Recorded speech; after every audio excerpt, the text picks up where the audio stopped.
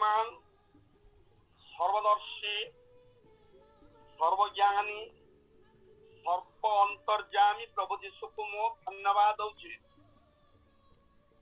जेहेतु ए पर्यंते तांकर गुप्त आगमन को अदृश्य आगमन को विलंब करिथिबा हेतु आप जरिया रे जोम जरिया रे आमे ये यूट्यूब जरिया रे आउथरते एकत्र हवा पाई आमे सुजोग पाइथिबा हेतु आमे निजको सौभाग्य मने करू। गत दिन मानकर प्रभु हमको रक्षा कले रोग दुख संकट विपद दुर्घटना आम जीवन में अनेक घटना गुड़िक घटला किंतु सबू दुर्घटना प्रभु हमको रक्षा कले। आज शनिवार प्रभु हमको प्रदान कले शनिवार 5 रु 7 पर्यंत जो सेवा चली बुधवार दिन रविवार दिन 10 रु 12 पर्यंत मु मन करुछि परमेश्वर गोटे बड़ योजना। मु बहुत दिन रो चिंता करुଥିଲି प्रभु यीशु ख्रीष्टर द्वितीय आगमन ये गुप्त आगमन विषय किसी गोटे शिक्षा देवा निमंते स्पष्ट भाव परमेश्वर मते दर्शन द्वारा ये द्वितीय आगमन विषय मते कही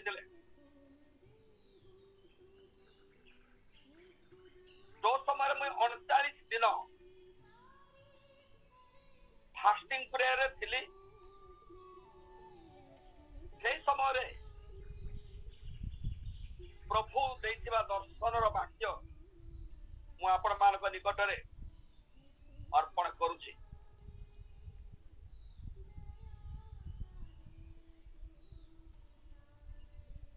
केबे केबे 21 दिन को मासरे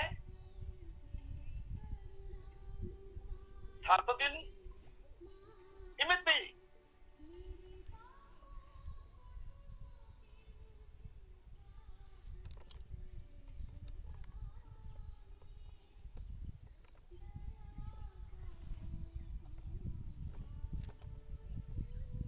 मु मंडली रे शिक्षा देकी आसुଥିଲି गोटे विशेष विषय आमे चिंता करूछु तांकर गुप्त आगमन निमंते प्रस्तुति विषय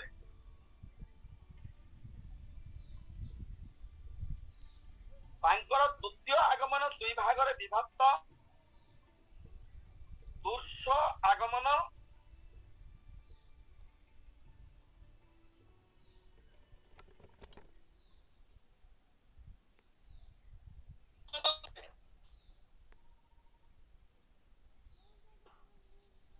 प्रकाशित 1 अध्याय 7 पद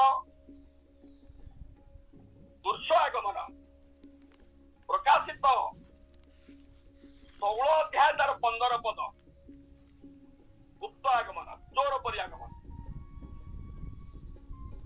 यही चोर परी आगमन प्रथमे हेब आउ एई आगमन मध्य आकाश को हेब ए मध्य आकाश रे ख्रीष्टंक सहित मंडली साक्षात हब स्वर्ग बाहा हब यही 7 वर्षर समय गुड़ाए रहस्यपूर्ण कथा अच्छी आगामी दिन मान प्रभुंर आगमन डेरी हेले आम चिंता करवा किंतु 7 वर्ष स्वर्ग जो बाहा हम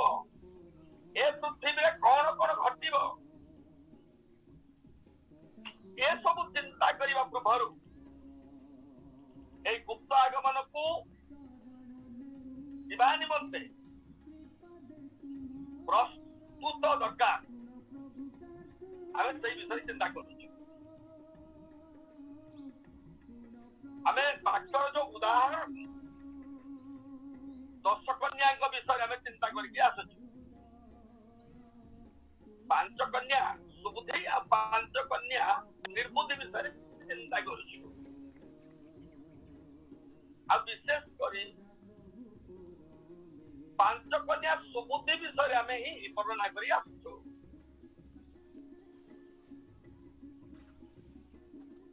आउ जो 5 कन्या निर्बुद्धि या को विषय आमे चिंता करी नाही समय हेले दरकार पड़िले ए निर्बुद्धि विषय मध्य आमे चिंता करिवार आवश्यक मन करूची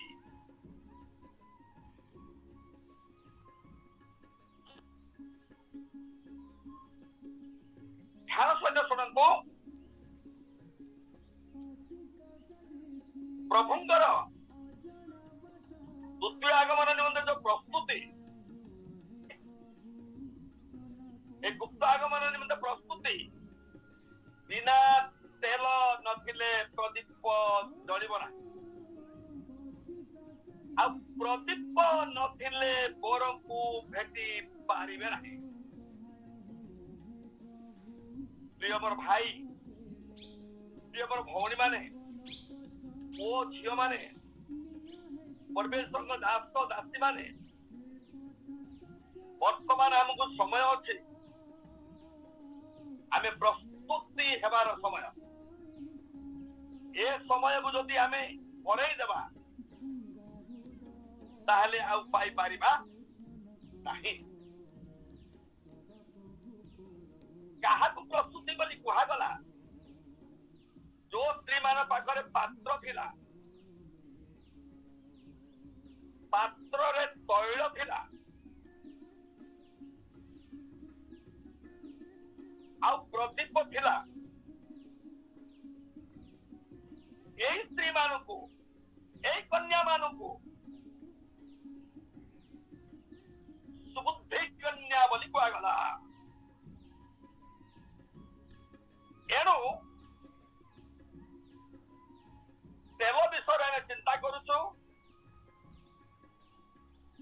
मिठा तेल की माटी तेल बोली प्रसंग करिथिलु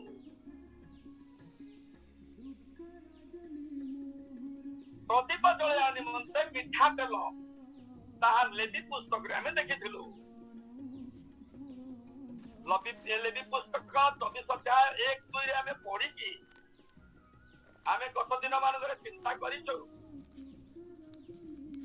गीत तैल द्वारा प्रदीप जला जाए गीत तेल कोटू आसे गीत मंजीरु आसे गीत मंजी कुआडू आसे गीत फलरू आसे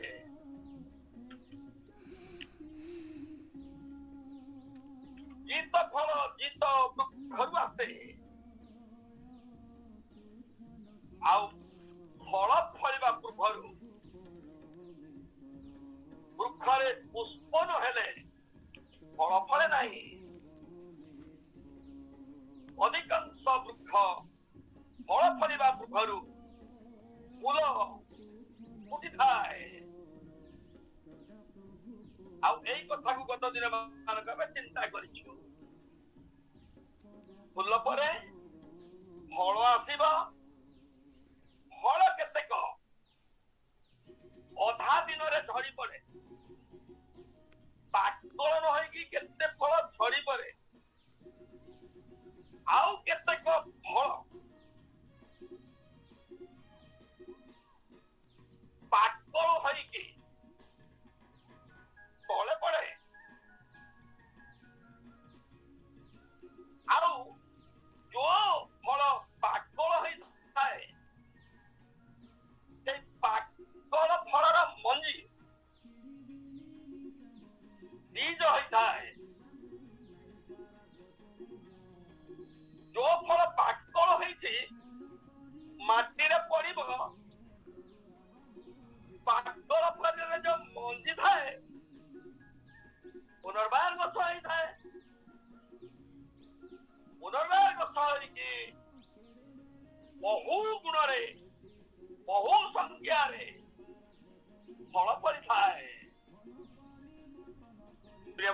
माने फल सब फल मंजी पाकल थाए आ जो फल पाकल थाए मंजी तार बीज जे प्रकार की रंग थाए पूर्णता न थाए से भूमि में पड़े मरी जाए नष्ट हो जाए तार जो मंजी की जो फल पाकल थाए पाची जाई थाए मुंडर बाल पाची थाए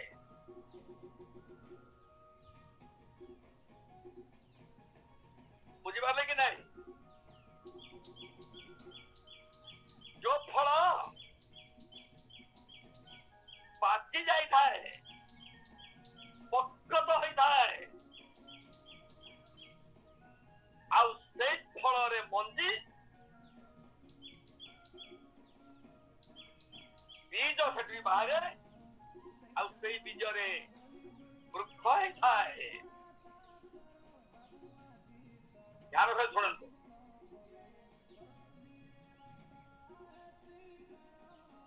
पाकल हेबा दरकार पक्का हेबा दरकार अनुभूति रहिबा दरकार अनुभव रहिबा दरकार आजिकल सेमती नहीं आजिकल केवल 17 वर्ष 18 वर्ष मध्य बाइबल कॉलेज को जाउछथि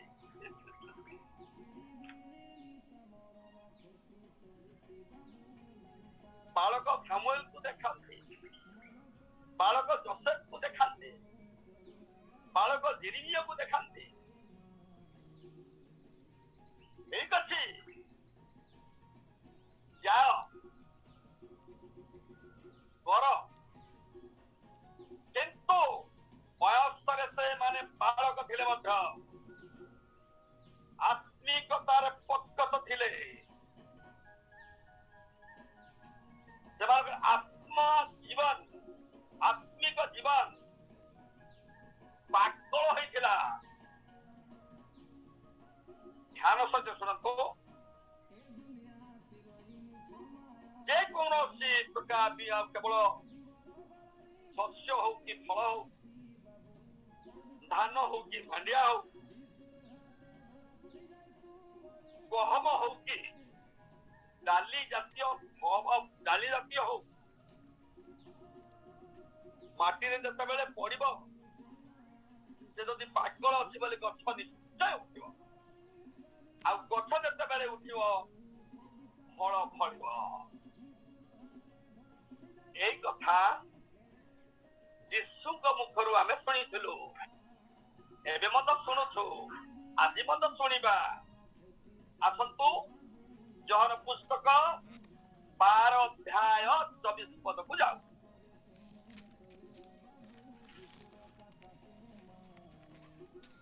जहन पुस्तक 12 अध्याय 24 पद अछि सत्य सत्य मु तुम मानको कहूची गहम बीज जदि मूर्तिकारे पड़ी न मरे ताहाले ताहा एकमात्र थाए किंतु जदि मरे ताहाले बहुत फल फळे बहुत फल फले केमिति हेले गहम बीज गोटे मात्र बीज थाए अनेक बीज हेबा निमंते अनेक गहम हेबा निमंते अनेक विश्वासी माने उत्पन्न करबा निमंते छोट मंडली बड़ हेबा निमंते ए गोटे मंजी गहम दाना से जब माटी रे पड़ी जाए आउ से गछ उठे केमिति हेले मंजी मृत्यु हेले मंजी मृत्यु हेले जो पर्यंत ख्रीष्ट मरी नहांती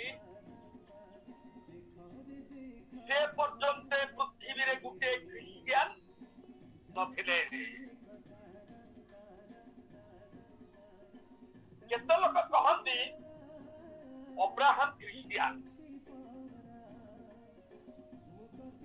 वो मानिबे अब्राहम क्रिश्चियन कहीं अब्राहम को क्रिश्चियन बोली मानिबे नहीं जानते अब्राहम को कितना स्त्री थी सारा आगारा पुटुरा आओ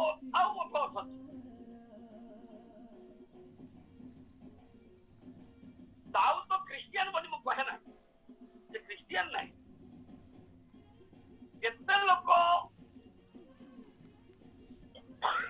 भावती दाऊद हो क्रिश्चियन आ जो माने दाऊद क्रिश्चियन बोली भावती से माने एक रु अधिक स्त्री विवाह कर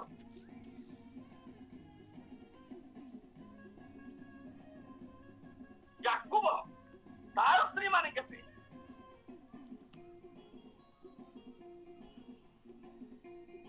लाया रायल आओलिफा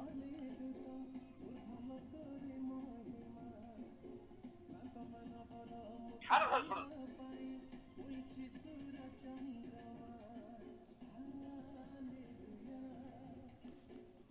गिडियन भाषा माने केते गणी की के कोई पारिबो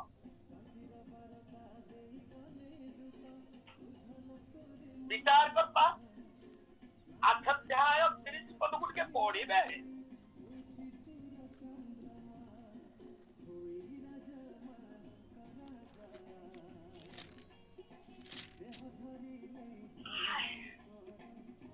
ସେହି ଗିଦିଓନର ଔରସଜାତ 3 କୋଡ଼ି 10 ପୁତ୍ର ଥିଲେ କାରଣ ତାଙ୍କର ଅନେକ ଭାର୍ଯ୍ୟା ଥିଲେ।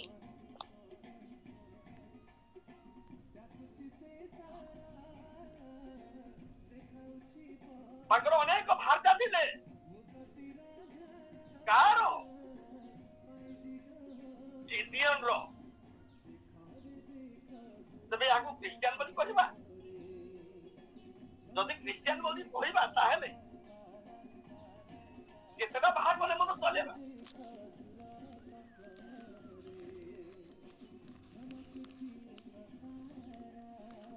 ଧ୍ୟାନ ସଦର କରନ୍ତୁ इस्राएल राजा मध्य सोलोमन होती बहुत बड़े गोटे ज्ञानी राजा सोलोमन बहुत बड़ बड़े ज्ञानी राजा एक ज्ञानी राजा रो भार्या माने केते 1000 बाइबल रे ज्ञान कथा शुणा निमंते शिवा देशर राणी सोलोमन पाखक आसीला तार सुख्याति शुणा देखा बुझा शिवा देशर राणी सोलोमन ज्ञान कथा शुणा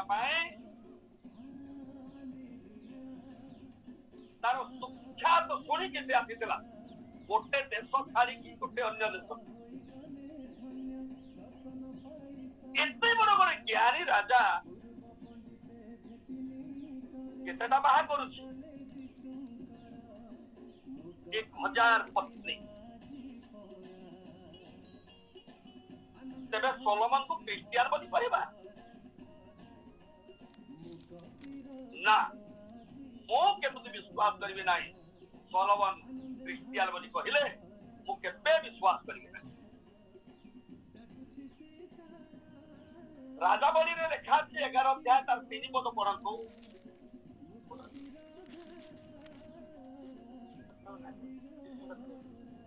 राजा बलि 11 अध्याय तार 3 पद तेणु तांकर 700 राजपत्नी ओ 300 उपपत्नी हेले आ तांकर पत्नी माने तांकर मन को विपथगामी कले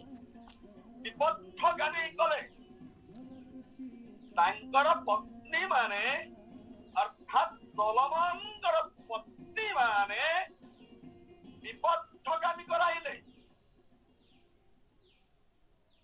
विपथ बोली कहिले बाट छाड़ी देले सारा पृथ्वी रे दुई जा मात्र बाट ତା ଯେରେମିୟା ପୁସ୍ତକ 21:8 ଲେଖା ଅଛି। ପଢିବେ, ପଢନ୍ତୁ।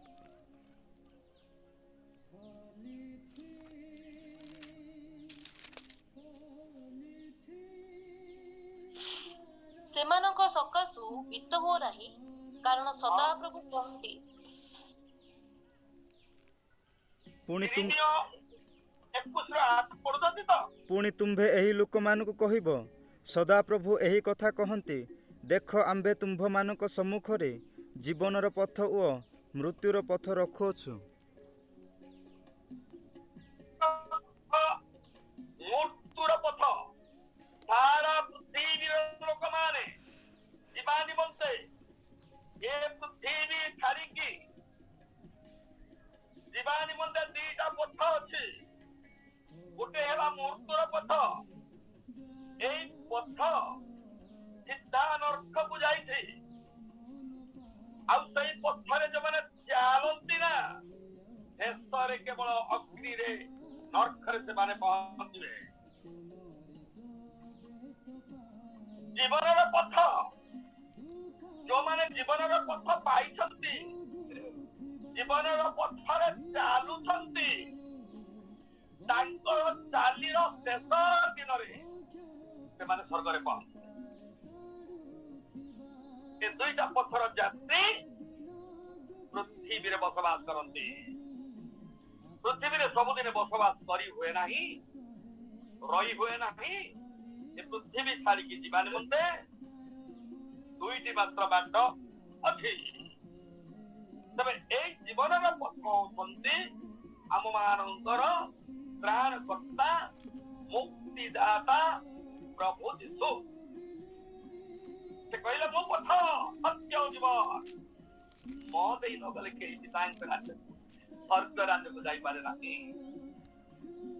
ତେବେ ଯୋଉମାନେ ଯୀଶୁକୁ ପାଇଛନ୍ତି ସେମାନେ ସ୍ୱର୍ଗ ଯିବା ବାଟ ପାଇଛନ୍ତି। ସୋଲୋମନ କଣ କଲେ? 1000 ପତ୍ନୀକୁ ବିବାହ କରି ସେ ଜୀବନର ପଥ ମରେଇ ଦେଇ ବିପଥଗାମୀ ହେଲେ। ଧ୍ୟାନ ସହିତ ଶୁଣ। ଆଜିର କେତେକ ଖ୍ରୀଷ୍ଟିଆନ ମାନେ ସେମାନଙ୍କୁ ଲକ୍ଷ୍ୟ କରନ୍ତି, ହେ ଭାଇ, ହେ ଭଉଣୀ, ଆପଣ ସୋଲୋମନ ଜ୍ଞାନୀ କି ଦେଖନ୍ତୁ ନାହିଁ। ସେ ଖ୍ରୀଷ୍ଟିଆନ ନୁହେଁ। ଆପଣ ଅବ୍ରାହମକୁ ଦେଖନ୍ତୁ ନାହିଁ। ସେ ଖ୍ରୀଷ୍ଟିଆନ ନୁହନ୍ତି। ମୋର ବାପା ମହାନନ୍ଦିଆ, ତାଙ୍କର 7ଟା ସ୍ତ୍ରୀ ଥିଲେ। ସାନ ସ୍ତ୍ରୀର ପିଲାମାନେ ଆମେ 3 ଭାଇ, ଆଉ 2 ଭାଇ ଆମେ ପ୍ରଭୁଙ୍କର ସେବା କରୁଛୁ। ସର୍ବା ସାନ ସ୍ତ୍ରୀର ପିଲାମାନେ ଆମେ। ମୋର ବାପା 7ଟା ସ୍ତ୍ରୀ ବିବାହ କରିଥିଲେ। ଧ୍ୟାନ ସହ ଶୁଣନ୍ତୁ। କାହିଁକି? କଣ ପାଇଁ? ନା ସେ ଖ୍ରୀଷ୍ଟିଆନ ନଥିଲେ। ତେବେ ଖ୍ରୀଷ୍ଟିଆନ ମାନେ ଧ୍ୟାନ ସହିତ ଶୁଣନ୍ତୁ, ଏମାନଙ୍କୁ ଖ୍ରୀଷ୍ଟିଆନ ବୋଲି କୁହାଯାଏ ନାହିଁ। ଖ୍ରୀଷ୍ଟିଆନ କେବେଠାରୁ, ଖ୍ରୀଷ୍ଟିଆନ ବୋଲି ଶବ୍ଦ କେବେଠାରୁ ନିର୍ଗତ ହେଲା, କେଉଁଠାରୁ ବାହାରିଲା? ଆପଣ ମାନେ ଯଦି ପଢିବେ ପ୍ରେରିତ ପୁସ୍ତକ 11 ଅଧ୍ୟାୟ 26 ପଦକୁ ପଢନ୍ତୁ।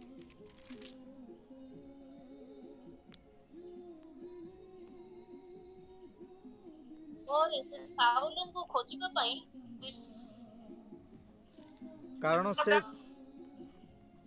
କାରଣ ସେ ଜଣେ ଉତ୍ତମ ବ୍ୟକ୍ତି, ପୁଣି ପବିତ୍ର ଆତ୍ମା ଓ ବିଶ୍ୱାସରେ ପରିପୂର୍ଣ୍ଣ ଥିଲେ। ଏହି ପ୍ରକାରେ ଅନେକ ଲୋକ ପ୍ରଭୁଙ୍କଠାରେ ସଂଯୁକ୍ତ।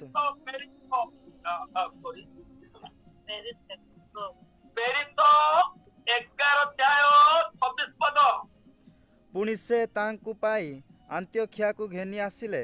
ସେମାନେ ସମ୍ପୂର୍ଣ୍ଣ 1 ବର୍ଷ ପର୍ଯ୍ୟନ୍ତ ମଣ୍ଡଳୀର ସହିତ ରହି ଅନେକ ଲୋକଙ୍କୁ ଶିକ୍ଷା ଦେଲେ। ପୁଣି ଆନ୍ତିଓଖିଆରେ ଶିଷ୍ୟମାନେ ପ୍ରଥମରେ ଖ୍ରୀଷ୍ଟିଆନ ବୋଲି ଆଖ୍ୟାତ ହେଲେ। ଯୀଶୁଙ୍କର ଶିଷ୍ୟମାନଙ୍କୁ ପ୍ରଥମରେ ଖ୍ରୀଷ୍ଟିଆନ ବୋଲି କୁହାଗଲା। କାହାକୁ? ଶିଷ୍ୟମାନଙ୍କୁ। କାହାର ଶିଷ୍ୟମାନଙ୍କୁ? ଯୀଶୁଙ୍କର ଶିଷ୍ୟମାନଙ୍କୁ ଖ୍ରୀଷ୍ଟିଆନ ବୋଲି କୁହାଗଲା। ତେବେ ଅବ୍ରାହମ ଖ୍ରୀଷ୍ଟିଆନ ନାହିଁ, ଦାଉଦ ଖ୍ରୀଷ୍ଟିଆନ ନାହିଁ, ସାମସନ ଖ୍ରୀଷ୍ଟିଆନ ନାହିଁ, ସଲୋମନ ଖ୍ରୀଷ୍ଟିଆନ ନାହିଁ। ତାଙ୍କୁ ଦେଖନ୍ତୁ ନାହିଁ, ଯୀଶୁଙ୍କର ଶିଷ୍ୟମାନଙ୍କୁ ଦେଖନ୍ତୁ। ଶିଷ୍ୟ କାହାକୁ କୁହାଯିବ? ଯେ ଶିକ୍ଷା ପାଇଛି ତାକୁ ଶିଷ୍ୟ ବୋଲି କୁହାଯିବ। ଯେ ଶିକ୍ଷା ଦଉଛି ତାକୁ ଗୁରୁ ବୋଲି କୁହାଯିବ। ଯେ ଶିକ୍ଷା ନ ପାଇକି ଶିଷ୍ୟ ବୋଲିବା ବେକାର କଥା।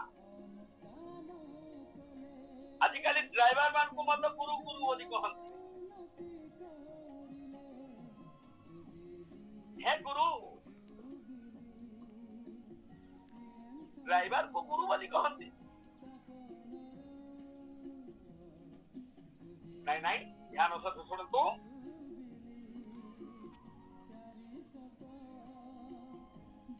ଶିଷ୍ୟ ହୁଅ,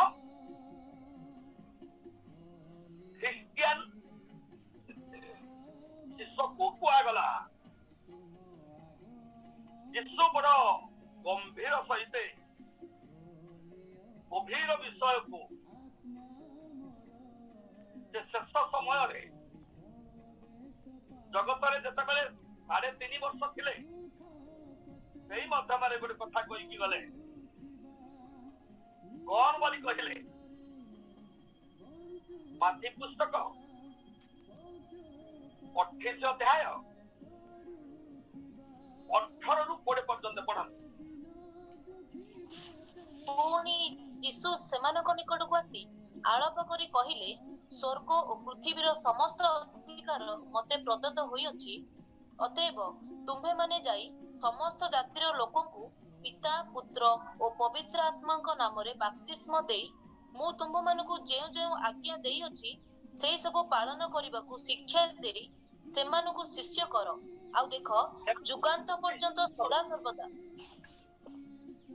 ସେମାନଙ୍କୁ ଖ୍ରୀଷ୍ଟିଆନ କର ବୋଲି ପଢିଲେ କି ଝିଅ? ନା ମୁଁ ଶୁଣିଲି। ସେମାନଙ୍କୁ ଶିଷ୍ୟ କର, ବାକ୍ୟ ପ୍ରଚାର କର, ବାକ୍ୟ ଶିକ୍ଷା ଦିଅ, ବାକ୍ୟ ପ୍ରଚାର କର। ଯେ କୌଣସି ବ୍ୟକ୍ତି, କୌଣସି ଜାତି, ସ୍ତ୍ରୀ ବା ପୁରୁଷ ବିଶ୍ୱାସ କରିବ, ସେ ବିଶ୍ୱାସୀକୁ ପିତା, ପୁତ୍ର, ପବିତ୍ର ଆତ୍ମାଙ୍କ ନାମରେ ବାପ୍ତିସ୍ମ ଦେଇକି ଶିଷ୍ୟ କର। ନା ଖ୍ରୀଷ୍ଟିଆନ କର ବୋଲି କହିଲେ କି? ନାଇଁ। କାହିଁକି? ପ୍ରଭୁ ଆଜିର ଭାରତକୁ ସେ ଜାଣିଥିଲେ। ଭାରତରେ ଗୋଟେ ଆଇନ ହେବ। ଭାରତରେ ଗୋଟେ ଆଇନ କଣ ହବ? ଯେଉଁମାନେ ବାପ୍ତିସ୍ମ ଦେବେ, ପରମିଶନ ଦରକାର। ସେଥିପାଇଁ ବାପ୍ତିସ୍ମ ନେବା ଲୋକକୁ ପରମିଶନ ମିଳିବ ନାହିଁ, କିଏ ବାପ୍ତିସ୍ମ ନେଇପାରିବ ନାହିଁ। ଖ୍ରୀଷ୍ଟିଆନ କରୁଛନ୍ତି ବୋଲି ଆଧିପତି ମାନେ ତା ଉପରେ ଦୋଷାରୋପ କରିବେ, ପ୍ରଭୁ ଜାଣିଥିଲେ।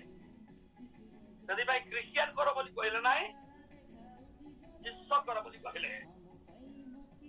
ପିତା, ପୁତ୍ର, ପବିତ୍ର ଆତ୍ମାଙ୍କ ନାମରେ ଯେ ବାପ୍ତିସ୍ମ ନେବ ମନ ପରିବର୍ତ୍ତନ କରି, ଆଉ ତାକୁ କୁହାଯିବ ଖ୍ରୀଷ୍ଟିଆନ। ଖ୍ରୀଷ୍ଟିଆନ ନ କହିକି ଶିଷ୍ୟ କର ବୋଲି କହିଦେଲେ।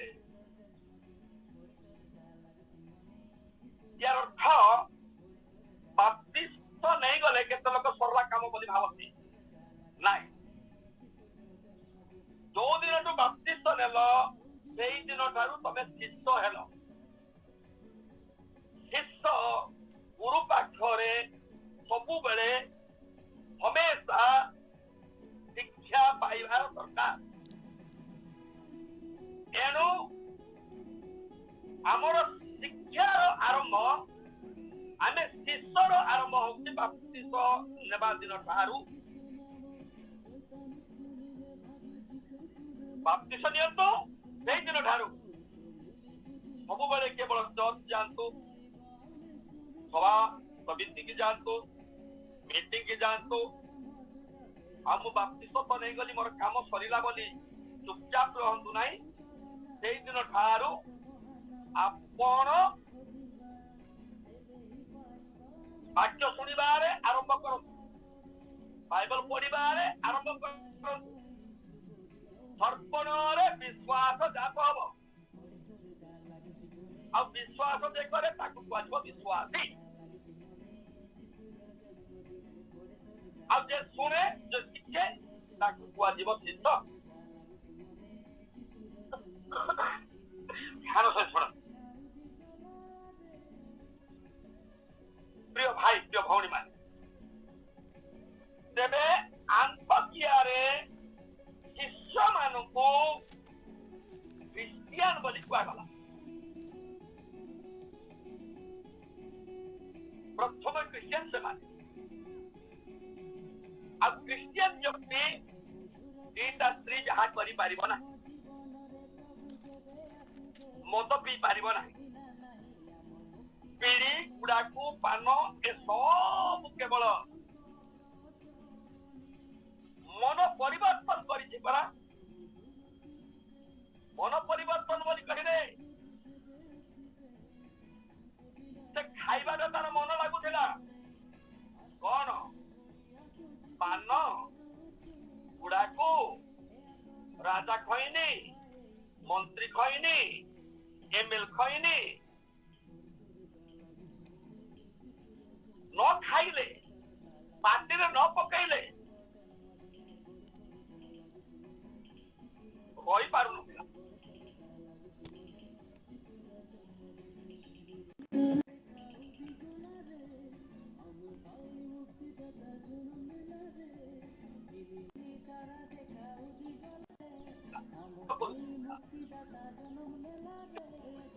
ଆଉ ମନ ପରିବର୍ତ୍ତନ ସବୁଦିନ, ଏଟା ମନେ ରଖ।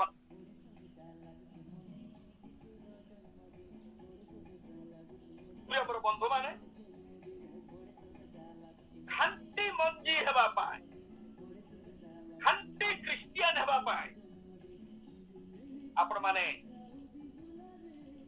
ସଦା ସର୍ବଦା ଚେଷ୍ଟା କରିବେ। ଆଉ ନା କେବଳ ମଞ୍ଜି ବା ଦାନା ମାଟିରେ ପଡିଲେ ମରିଯାଏ, ଗଛ ହୁଏ ନାହିଁ।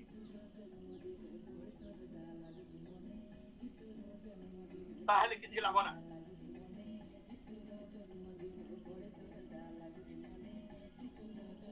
ଯଦି ଆପଣ ମରନ୍ତି, ଗଛ ଉଠନ୍ତି, ଫଳ ଫଳନ୍ତି, ଏହା ପିତା ପରମେଶ୍ୱରଙ୍କର ଇଚ୍ଛା। ଏଣୁ ଧ୍ୟାନ ସହିତ ଶୁଣନ୍ତୁ, ଧ୍ୟାନ ସହିତ ଶୁଣନ୍ତୁ। ଗହମ ହଉ କି ଡାଲି ଜାତୀୟ ହଉ କି ଯେକୌଣସି ମଞ୍ଜି, ଖାଣ୍ଟି ମଞ୍ଜି ଯଦି ସେ ମରେ ତାହେଲେ ଗଛ। ଯୋଉମାନେ ପରମେଶ୍ୱରଙ୍କର ଭକ୍ତ ମାନେ, ପରମେଶ୍ୱରଙ୍କର ଦାସ ମାନେ, ପରମେଶ୍ୱରଙ୍କର ସେବକ ମାନେ, ଈଶ୍ୱରଙ୍କର ସନ୍ତାନ ସନ୍ତତି ମାନେ, ସେମାନେ କେବେ ମୃତ୍ୟୁକୁ ଭୟ କରିବେ ନାହିଁ। ମୃତ୍ୟୁକୁ ସେମାନେ ଭୟ କରିବେ ନାହିଁ। ମୃତ୍ୟୁ ଦୁଇ ପ୍ରକାର ଆପଣ ମାନେ ଜାଣିଛନ୍ତି।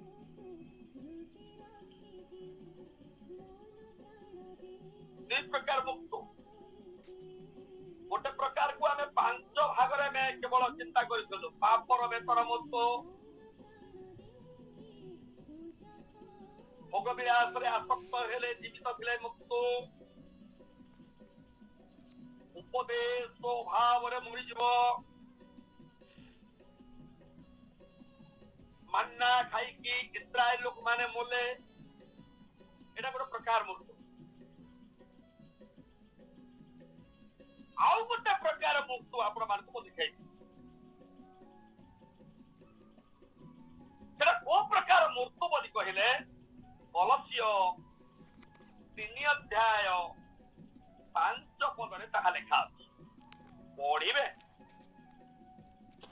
ଅତଏବ ତୁମ୍ଭମାନଙ୍କର ଶାରୀରିକ ଅଙ୍ଗ ପ୍ରତ୍ୟଙ୍ଗର କୁପ୍ରବୃତ୍ତି ଗୁଡାକ ଅର୍ଥାତ୍ ବ୍ୟଭିଚାର ଅଶୁଚିତା କାମ କୁଅଭିଳାଷ ପ୍ରତିମା ପୂଜା ରୂପ ଲୋଭ ଏଇ ସବୁ ପ୍ରତି ମୃତ ହୁଅ ଏ ସବୁ ପ୍ରତି ମର କେମିତି ମରିବ ତୁମମାନଙ୍କର ଶାରୀରିକ ହେଲା ଶରୀରର କାର୍ଯ୍ୟ ସ୍ପଷ୍ଟ ରୂପେ ଜଣା ବ୍ୟଭିଚାର ଅଶୁଚିତା କାମକ୍ରୋଧ ପ୍ରତିମା ପୂଜା କୁହୁକ ଶତ୍ରୁତା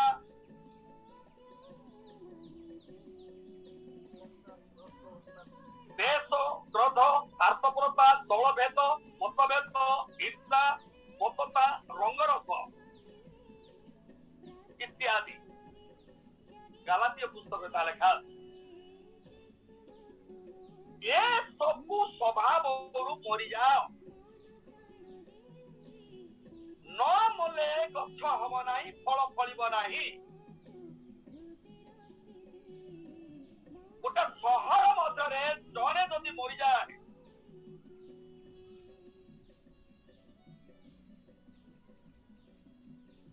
ବହୁତ ଫଳ ଫଳିବ ସହରର ଲୋକକୁ ସେ ଲାଭ କରିବ ଆପଣ ମାନେ ଜାଣିଛନ୍ତି ମୋର ବନ୍ଧୁ ମାନେ ଯୀଶୁ ଯେତେବେଳେ ଜଣେ ସ୍ତ୍ରୀ ସହିତ କୂଅରେ କଥାବାର୍ତ୍ତା କରୁଥିଲେ ସମରିଣିଆ ସ୍ତ୍ରୀ ଯୀଶୁଙ୍କ ସହିତ କଥାବାର୍ତ୍ତା କଲା ସମୟରେ ଯୀଶୁକୁ ସେ ଚିହ୍ନି ପାରିଲା ଶାସ୍ତ୍ରକୁ ମନେ ପକେଇଲା ଆଉ ସେ ସ୍ତ୍ରୀ ଲୋକ କହୁଛି ଆମ ମାନଙ୍କ ପୂର୍ବ ପୁରୁଷ ଅବ୍ରାହମ ଯାହାଙ୍କର ରୂପ ତେବେ ଅବ୍ରାହମର ବଂଶର ଲୋକ ଇଏ ସେଇ ଗୋଷ୍ଠୀର ଲୋକ ମାତ୍ର କେନ୍ତିଆ ଚରିତ୍ର ଥିଲା ଏ ସ୍ତ୍ରୀର ୟାର ସାକ୍ଷ୍ୟ କେନ୍ତିଆ ଥିଲା ଆଜି ମଧ୍ୟ ଚର୍ଚ୍ଚକୁ ଯାଉଛନ୍ତି ଲୋକ ବାକ୍ୟ ଶୁଣୁଛନ୍ତି ଲୋକ ପରିବର୍ତ୍ତନ ନାହିଁ କାର୍ଯ୍ୟ ସବୁ କେନ୍ଦିଆ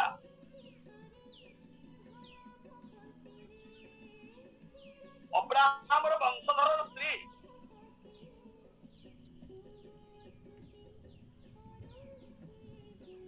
ଅବ୍ରାହମ ମାନଙ୍କର ପିତା ଯାକୁବ ଇସାକ এই গোষ্ঠীর স্ত্রীতে আমার পূর্বপুরুষ অব্রাহাম যে কূপ যাকুব কূপ সেটু সে পানি কাটুଥିଲା পানি কি আসিবার স্ত্রী জলপাত্র ଅଛି ତା ମୁଣ୍ଡରେ କିନ୍ତୁ ଜଳ ନ ନେଇ ପାଣି ନ ନେଇ ଯୀଶୁଙ୍କ ସହିତ କଥାବାର୍ତ୍ତା କଲା ଉତ୍ତାରେ ସେ ଜଳ ପାତ୍ରକୁ କୂଅରେ ଛାଡ଼ି ଦେଇକି ଗାଁକୁ ବା ନଗରକୁ ଦୌଡ଼ି ଯାଇ ଲୋକମାନେ ସବୁ ଛାନିଆ ହେଇଗଲେ ତାର ଚାଲିକୁ ଦେଖି ତାର ଚଳନକୁ ଦେଖି ତାର ଚାହାଣୀକି ଦେଖି ତାର ଆକାର ପ୍ରକାରକୁ ଦେଖି ନଗରର ଲୋକକୁ ଯାଇ କହିଲା ଗୋଟେ ପଦ କହିଲା ଆସ ଜଣକୁ ଦେଖିବ ସେ ମସିହ ହେଇଥିବେ ପରା ସ୍ପଷ୍ଟ ଭାବରେ ମଧ୍ୟ କହୁନାହିଁ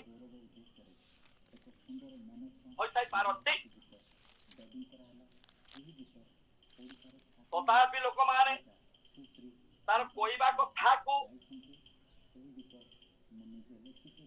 କେତେ ବିଶ୍ୱାସ ନ କଲେ ମଧ୍ୟ ତାର କାର୍ଯ୍ୟକଳାପକୁ ବିଶ୍ୱାସ କରିଛନ୍ତି ଲୋକମାନେ।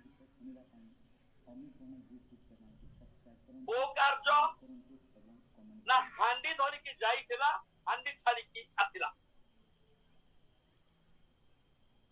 ତମଠାରେ ଯାହା ଅଛି ଏବେ ନାହିଁ, ପରିବର୍ତ୍ତନ ବୋଲି କୁହାଯାଇଛି।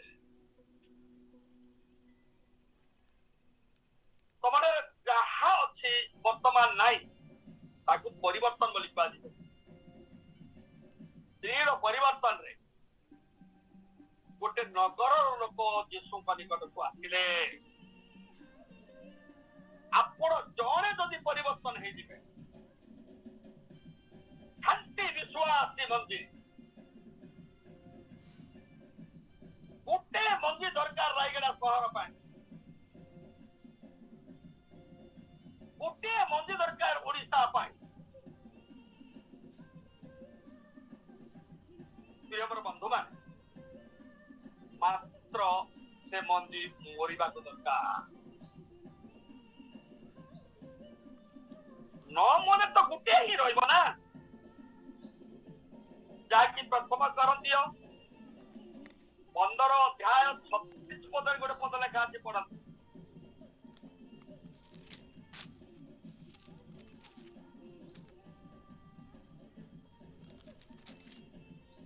हे निर्बोध, तुम्हें ନିଜେ ଯାହା ଗୁଣ ତାହା ନ ମଲେ ସଜୀବ ହୁଏ ନାହିଁ।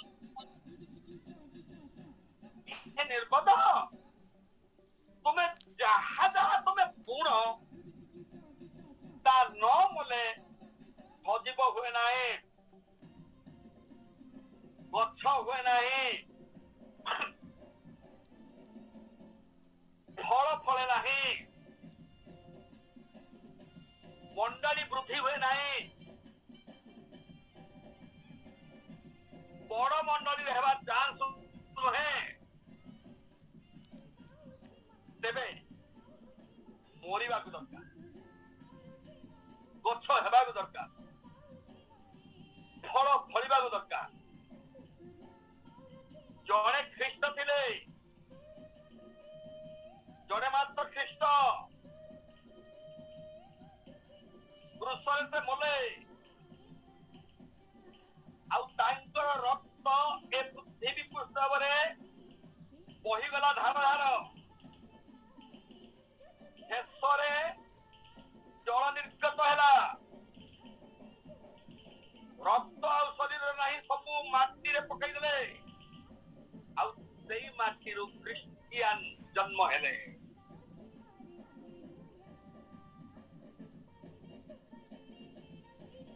ଖ୍ରୀଷ୍ଟିଆନ ଉତ୍ପନ୍ନ ହେଲେ।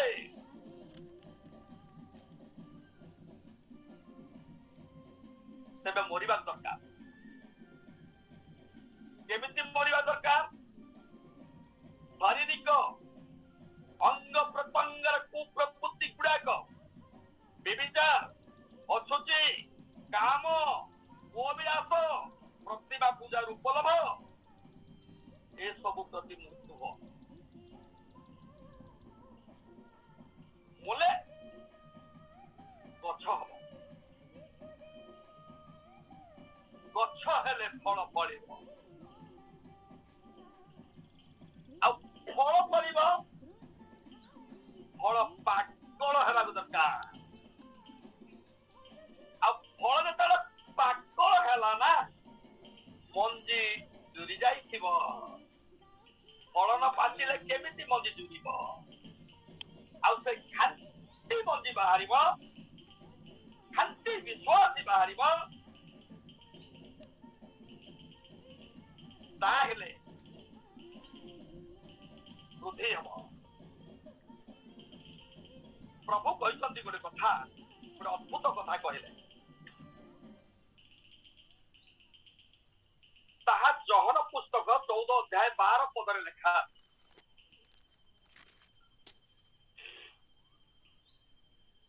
ସତ୍ୟ ସତ୍ୟ ମୁଁ ତୁମମାନଙ୍କୁ କହୁଅଛି, ମୋ ଠାରେ ଯେ ବିଶ୍ୱାସ କରେ, ମୁଁ ଯେଉଁ ଯେଉଁ କର୍ମ କରୁଅଛି ସେ ମଧ୍ୟ ସେହି ସବୁ କରିବ, ଆଉ ସେ ସବୁ ଅପେକ୍ଷା ଅଧିକ ମହତ୍ କର୍ମ କରିବ, କାରଣ ମୁଁ ପିତାଙ୍କ ନିକଟକୁ ଯାଉଅଛି। ସତରେ? ହଁ, ସତରେ। ଆଉ ଥରେ ପଢନ୍ତୁ ମା, ଟିକେ ଟିକେ ଆମେ ପଢିକି ଯିବା, ସେ ବାକ୍ୟ ଗୁଡିକ ଚିନ୍ତା କରିବା। ପଢନ୍ତୁ। ସତ୍ୟ ସତ୍ୟ ମୁଁ ତୁମମାନଙ୍କୁ କହୁଅଛି, ମୋ ସତ୍ୟ ଠାରେ ଯେ ବିଶ୍ୱାସ କରେ, ସତ୍ୟ ଅଛି।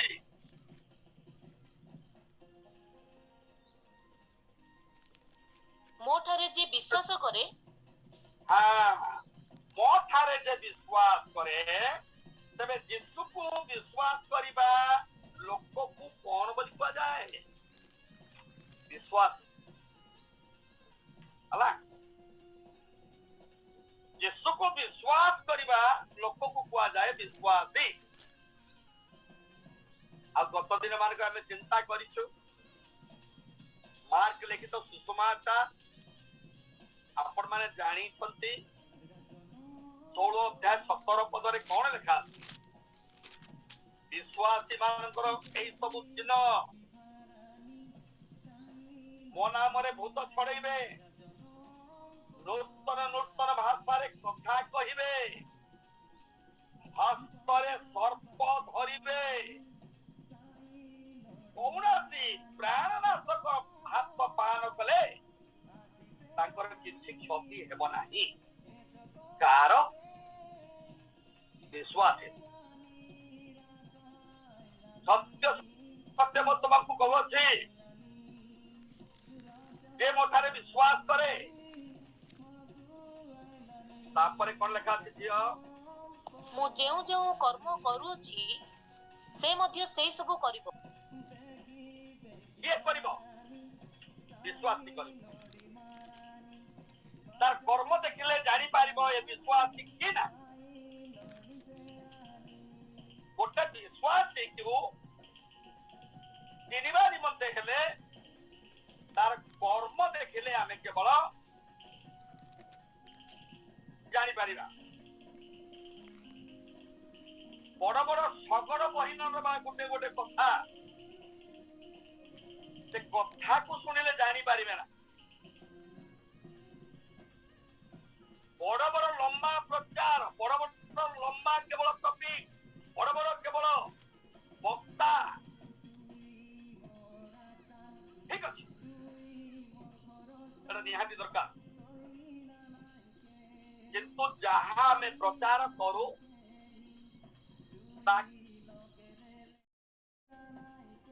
ପୁସ୍ତକ 52 ଅଧ୍ୟାୟ 7 ପଦ ପଢନ୍ତୁ ମା। ଯେଉଁ ଜନ ସୁସମାଚାର ଆଣୁଅଛି, ଯେ ଶାନ୍ତି ପ୍ରଚାର କରୁଅଛି, ଯେ ମଙ୍ଗଳର ସୁସମାଚାର ଆଣୁଅଛି, ଯେ ପରିତ୍ରାଣ ପ୍ରଚାର କରୁଅଛି, ଯେ ସିଓନକୁ ତୁମ୍ଭ ପରମେଶ୍ୱର ରାଜ୍ୟ କରନ୍ତି ବୋଲି କହୁଅଛି, ତାହାର ଚରଣ ପର୍ବତଗଣର ଉପରେ କିପରି ଶୋଭା ପାଏ। ଜଣେ ସୁସମାଚାର ପ୍ରଚାର କରିବା ପ୍ରଚାରକର ପାଟି ଦେଖିଲେ, ପାଟିରେ କଥା ଶୁଣିଲେ ତାକୁ ଚିହ୍ନି ପାରିବେ ନାହିଁ। କଣ ଦେଖିଲେ? ତାର ଚରଣକୁ ଦେଖିଲେ। ପାଟିରେ କାମ କଣ? କଥା କହିବା। ପାଦର କାମ କଣ? ଚାଲିକି ଦେଖିବା। କଥା କହିବା ଯେମିତି, କର୍ମ କରିବା ସେମିତି। ତାର ପାଦ ବୋଲେ ତାର ପାଦର ଯୋଉ ଚାଲି ପର୍ବତଗଣ ଉପରେ କି ପ୍ରକାର ଶୋଭା ପାଏ।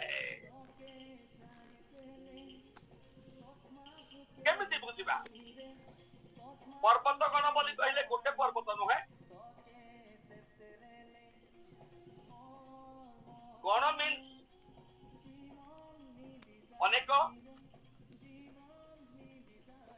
ଏ ଅନେକ ପର୍ବତ ଉପରେ ତାର ପାଦ ଶୋଭା ପାଏ, ତାର ଚାଲି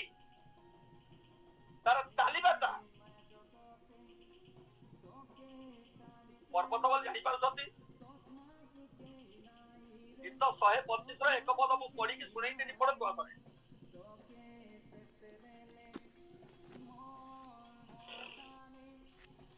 ଯେଉଁମାନେ ସଦାପ୍ରଭୁଙ୍କ ଠାରେ ନିର୍ଭର ରଖନ୍ତି ସେମାନେ ଅଟଳ ଓ ନିତ୍ୟସ୍ଥାୟୀ ସିଓନ ପର୍ବତ ତୁଲ୍ୟ। ବୁଝିପାରିଲେ? ତେବେ ପର୍ବତ କିଏ? ଯେଉଁମାନେ ସଦାପ୍ରଭୁଙ୍କ ଠାରେ ନିର୍ଭର ରଖନ୍ତି ସେମାନେ ଅଟଳ ଓ ନିତ୍ୟସ୍ଥାୟୀ ସିଓନ ପର୍ବତ ତୁଲ୍ୟ। এই পর্বত ମାନଙ୍କ ଉପରେ ତାର ଚାଲି ଚଲନ ଅଧିକ ସମାନ, ଅଧିକ ସୁନ୍ଦର, ଅଧିକ ପବିତ୍ରତା, ଅଧିକ କେବଳ କର୍ମରେ କେବଳ ନିପୁଣତା କଥା।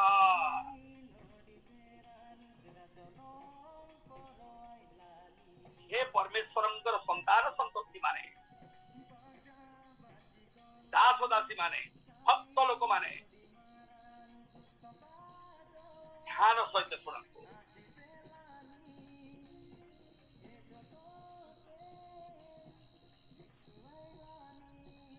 ତେବେ ଆମେ କଣ ଚିନ୍ତା କରୁଛୁ ଆପଣ ମାନେ ଜାଣୁଛନ୍ତି? ମଞ୍ଜି ବିଷୟରେ, ବୀଜ ବିଷୟରେ। ମଞ୍ଜି ନ ମଲେ ଗୋଟିଏ ମଞ୍ଜି ହିଁ ଥିବ। ସେ ମୂର୍ତ୍ତିକାରେ ଯେତେବେଳେ ପଡେ ମରିଯାଏ, ଗଛ ଉଠେ, ଫଳ ଫଳେ, ଅନେକ ମଞ୍ଜି ଉତ୍ପନ୍ନ କରେ। ଯୀଶୁ ହଉଛନ୍ତି ଗୋଟେ ମଞ୍ଜି। ଆଉ ସେଇ ଯୀଶୁ କହୁଛନ୍ତି କଣ ବୋଲିକି ଏ ଯୋହନ ପୁସ୍ତକ 14 ଅଧ୍ୟାୟ ତାର 12 ପଦ ଆମେ ପଢିଲୁ। ଆଉ ଥରେ ପଢ।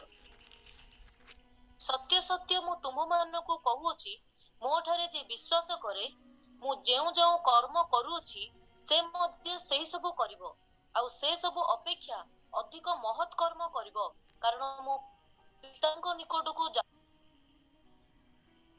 ନିଜେ ଯୀଶୁ ଏ କଥା କହିଲେ, ମୁଁ ଯୋଉ କାମ କରୁଛି ସେ ମଧ୍ୟ ସେ କାମ କରିବ। ଠିକ ଅଛି, କିନ୍ତୁ ଚମତ୍କାର ବିଷୟ ଗୋଟେ କଥା ଲେଖା ଅଛି, ମୋ ଠାରୁ ମଧ୍ୟ ସେ ଅଧିକ କାମ କରିବ। କିଏ? ବିଶ୍ୱାସ। ଯୀଶୁଙ୍କ ଠାରୁ ଅଧିକ ମହତ୍ କର୍ମ କରିପାରିବା ପାଇଁ କହୁଛନ୍ତି। ଏ କଣ ସତ୍ୟ? ହଁ ସତ୍ୟ। ଯୀଶୁଙ୍କର କର୍ମ ଠାରୁ ଗୋଟେ ବିଶ୍ୱାସୀର କର୍ମ ସେ ନିଜେ କହୁଛନ୍ତି ଅଧିକ। କେମିତି ବୁଝିବା? ଯୀଶୁ କୋଉ କର୍ମ କରିପାରି ନାହାନ୍ତି? ଯୀଶୁଙ୍କର କାମରେ କୋଉଟା ଉଣା ଅଛି ଯେ ଆପଣ ବିଶ୍ୱାସୀ ଅଧିକ କର୍ମ କରିବେ ଆଉ ଏ ବାକ୍ୟ ଅନୁସାର ଦେଇପାରିବେ? ଚମତ୍କାର ବିଷୟ।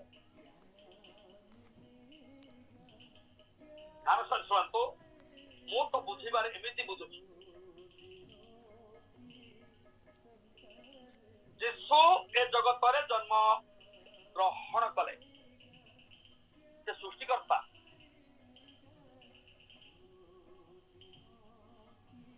ଜଗତରେ ସେ ଜନ୍ମ ଗ୍ରହଣ କଲେ। 30 ବର୍ଷ ପର୍ଯ୍ୟନ୍ତ ସେ ଯାଜକ କର୍ମ କରିନାହାନ୍ତି। 30 ବର୍ଷ ପର୍ଯ୍ୟନ୍ତ ତାଙ୍କର କର୍ମ ଜାଗତିକ ପିତା ହିସାବରେ ଯୋସେଫ, ସେ ଜଣେ ଭାରେଇ ଲୋକ ଥିଲେ। ସେ କାଠ କର୍ମ କରିବା, କବାଟ ବନେଇବା, ଖଟ ବନେଇବା, ପଲଙ୍କ ବନେଇବା, ଚୌକି ବନେଇବା, କାର୍ପେଣ୍ଟର ଥିଲେ। ସେ ପିତାଙ୍କ ସହିତ କେବଳ ଜଗତର କର୍ମ କରୁଥିଲେ। 3.5 ବର୍ଷ ସ୍ୱର୍ଗର କାମ କଲେ, ଯାଜକ କର୍ମ କଲେ। କାହିଁକି? ଇହୁଦୀ ମାନଙ୍କର ଧର୍ମଶାସ୍ତ୍ରରେ ଲେଖା ଥିଲା 30 वर्ष बयस न हेले कहीं याजक कर्म करि पारिबो नाही। ସେଥିପାଇଁ 30 वर्ष पर्यंत से अपेक्षा करने को पड़िला।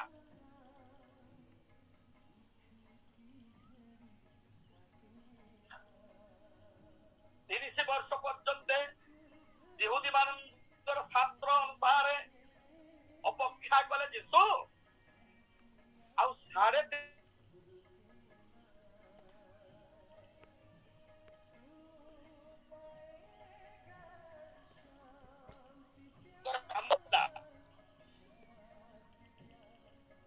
मानक सुस्थ कले, अंध मानक चक्षुदान देले, मूर्त को जीवित कले उठे देले, 4 दिन मोड़ लाजार को पुनर्बार उठे देख।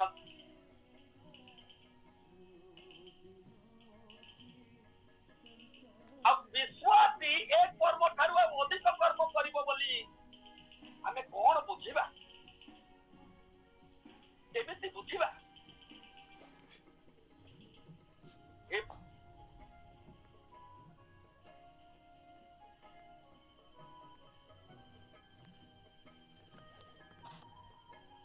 ध्यान सहित शुण,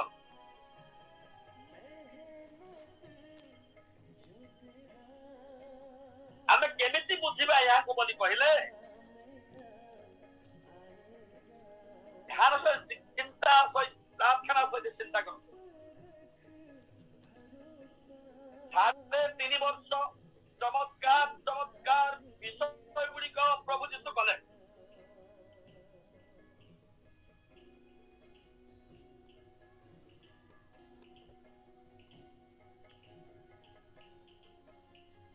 अंध छोटा कोणा पूजा शास्त्रज्ञ ज्ञानी धनी बहुत संख्यक लोक जाऊले।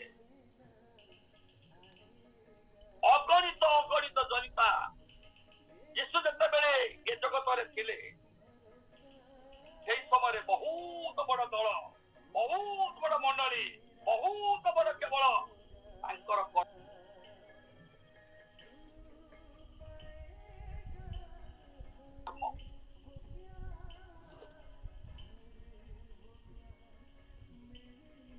किंतु जिते बेले से शत्रु हस्तर धरा पड़े, जिते बेले कुशार्पित करने निमंते विचार स्थान को निया जाउछि,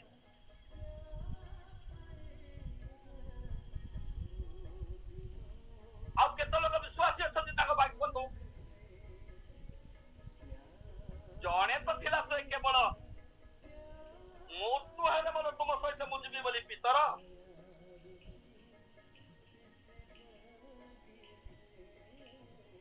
किंतु शेषरे से मत राण पकईकी कहला, से मत प्रमाण धरिकी कहला मु नाही, मु तांको विश्वास तो करे ना, जेहेतु मु तांको जाने नाही से किए मते जणा ना। गोटे स्त्री आगे स्वीकार कला किए पितर। देख 3.5 वर्षर कर्मर फल गोटे हेले अछि कि गोटे मत ना।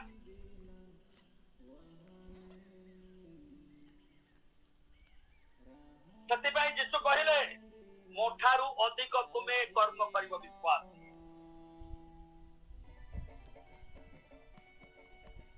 ଗୋଟେ ବିଶ୍ୱାସୀ ଯୀଶୁକୁ ତ୍ରାଣକର୍ତ୍ତା ରୂପେ ବିଶ୍ୱାସ କରିବ, ପିତା ପୁତ୍ର ପବିତ୍ର ଆତ୍ମାଙ୍କ ନାମରେ ବାପ୍ତିସ୍ମ ନେବ, ବାପ୍ତିସ୍ମ ନେଲା ଉତ୍ତାରେ ପବିତ୍ର ଆତ୍ମାଙ୍କର ବରଦାନ ପାଇବ।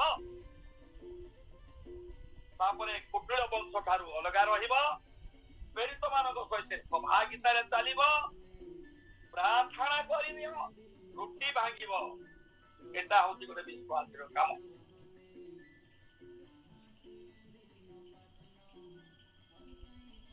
आउ सेई विश्वासी पवित्र आत्मा को द्वारा चालित विश्वासी होची ईश्वरंकर संतान। से होची ईश्वर गण। प्रियमर बंधु माने यीशु मुतला समय जड़े मात्र पितर मत गला 3.5 वर्षर कर्मर फल गोटे नहीं नील एते कष्ट पाइले दिन राति प्रार्थना सहित राति रे प्रार्थना आंटू मारी रात जागरूजा प्रार्थना कले दिन सारा केवल वाक्य प्रचार करवा रोगी मान को सुस्थ करवा आखिर निद्रा नहीं हेले मत कर्मर फल गोटे तांकर फल नहीं।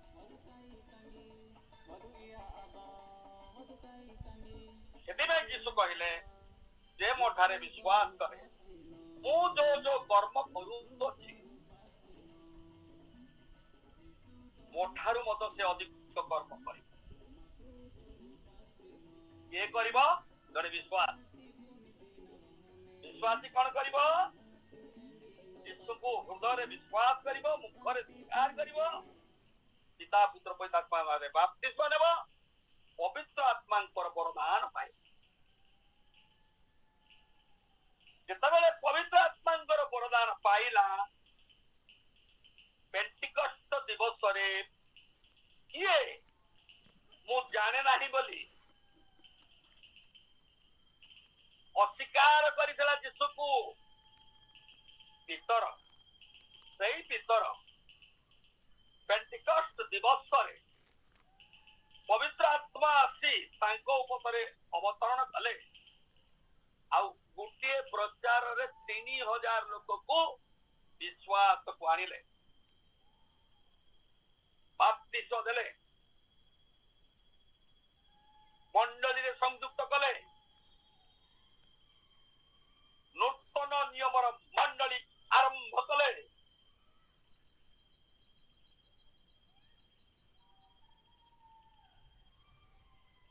तापरे 5000 दिन को दिन बढ़ा लगिला। आज पृथ्वी विश्व रे केते जे ख्रिस्टियन अछंती ए पवित्र आत्मा पूर्ण होइथिबा जने विश्वासी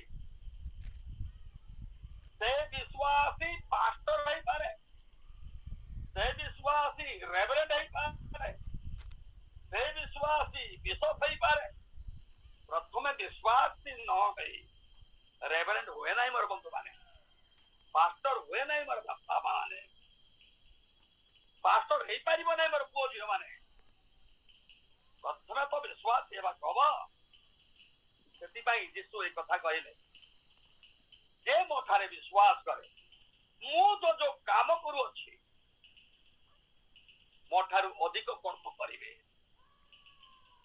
देखो विश्वासी पवित्र आत्मा वरदान पाइबा दरकार विश्वासी पवित्र आत्मा द्वारा चालित हवा दरकार विश्वासी आ पवित्र आत्मा द्वारा चालित न है कि तुम विश्वासी बोली कहले हेबो नाही मो ईश्वर के संतान बोली कोई पारिबो नाही ईश्वर के संतान हवा कहले पवित्र आत्मा द्वारा चालित हवा को हबो ता रोमी पुस्तक 8 अध्याय 14 पद रे ए कथा लेखा अछि पढ़ जेणु जेते लोक ईश्वरଙ୍କ आत्माଙ୍କ द्वारा चालित हुଅନ୍ତି ସେମାନେ ईश्वरଙ୍କ संतान।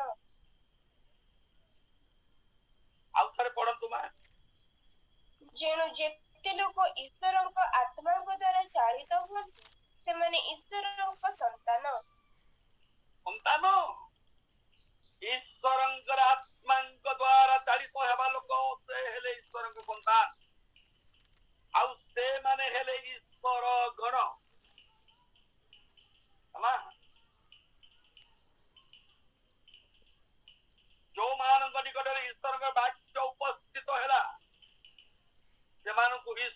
ईश्वर बोली कहिले धर्मशास्त्र खंडन करा जाई पारे नाही जहाँकि योहन पुस्तक 10 अध्याय 34-35 रे लेखा अछि।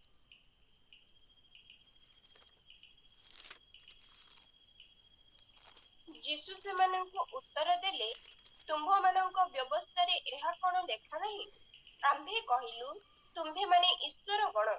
ଯେଉଁମାନଙ୍କ ନିକଟରେ ଈଶ୍ୱରଙ୍କ ବାକ୍ୟ ଉପସ୍ଥିତ ହେଲା, ସେମାନଙ୍କୁ ଯଦି ସେ ଈଶ୍ୱର ଗଣ ବୋଲି କହିବେ, ଆଉ ଧର୍ମଶାସ୍ତ୍ର ଖଣ୍ଡନ କରାଯାଇ ପାରେ ନାହିଁ। ଧ୍ୟାନ ସତ୍ୟ ଶୁଣନ୍ତୁ, ଯୋଉମାନଙ୍କ ନିକଟରେ ଈଶ୍ୱରଙ୍କ ବାକ୍ୟ ଉପସ୍ଥିତ ହେଲା, विश्वासी तमे कौन देखिकी विश्वास कल? विश्वास केमिति हेले जात हुए? ईश्वरंकर वाक्य सुनिबा द्वारा विश्वास जात हुए। आउ विश्वासी जे विश्वास करी बाप्तिजित हुए से परित्राण पाइब। जने विश्वासी वाक्य शुणिला, शुणिकी वर्ष वर्ष बाप्तिस नेब नाही, यार अर्थ से शुणिबार से विश्वास करूना। विश्वास कले तो बाप्तिस नेब ना। जो अर्जनते बाप्तिस नहीं नाहंती विश्वासी विश्वास करू तो काम करू नाही। विश्वास तो ईश्वर को संतान ना। केते बेले स्वर्ग रे बाणी हैला, जर्दन नदी रे यीशु बाप्तिस्म नेला उतारे स्वर्ग बाणी है, ये हमर प्रिय पुत्र, यांक ठारे हमर परम संत।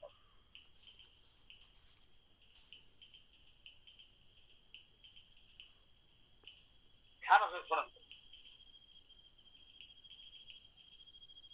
जोड़े विश्वासी से भूत छड़ेब, ताकू भूत लागिब ना। से नूतन नूतन भाषा रे कथा कहब। विश्वासी रो कथा सुनिले आमे जानी पारिबा जे अविश्वासी की विश्वास। विश्वासी मानकर कथा रे एते मधुर थाए, लोक को आउ टिके सुनिबी बोली की इच्छा प्रकाश कले तमे विश्वास। लोक माने चांदा करिकी टंका पैसा जमा करिकी सभा मीटिंग सुसुबास सभा आयोजन करूछंती काहेकि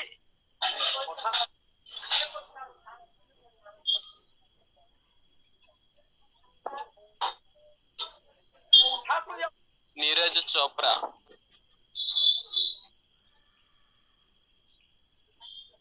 हाँ ठीक अच्छे टाइम हेलानी बोधे आपण माने टिके गहरी चहरी होउछंती एणु करी म भाबु केवल टाइम हेला ना 10 मिनिट आउती ए 10 मिनिट रे प्रार्थना गीत गोटे गाइबे प्रार्थना करिवे आउ केवल शेष करिवे।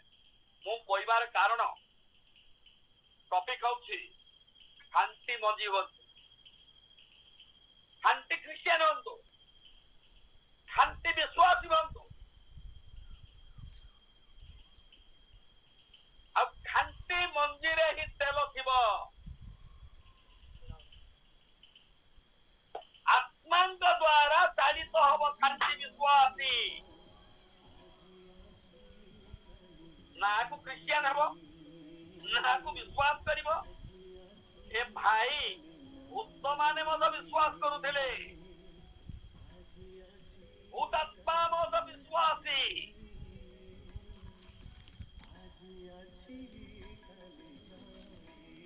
ध्यान संचरण मु आगो को पढ़िया पाई चाहू ना,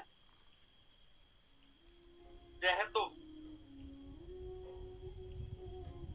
मोर फोन रे बार बार मोर पुओ अमेरिका रु फोन करूचे। मो फोन काटी काटी काटी काटी की केवल मो वाक्य प्रचार कर जाली। मोर पुओर कथा एते बड़ नुहे, मो प्रभुଙ୍କର वाक्य प्रचार करूची। एणु करी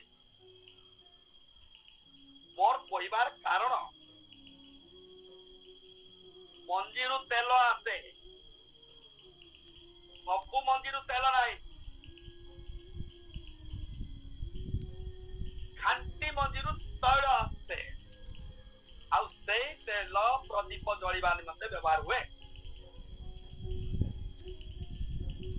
आशीर्वाद करंतु प्रभुଙ୍କର आगमन डेरी हेले आगामी समय रे ए मंजी विषय आउरी आगो को बढ़िबा। धन्यवाद।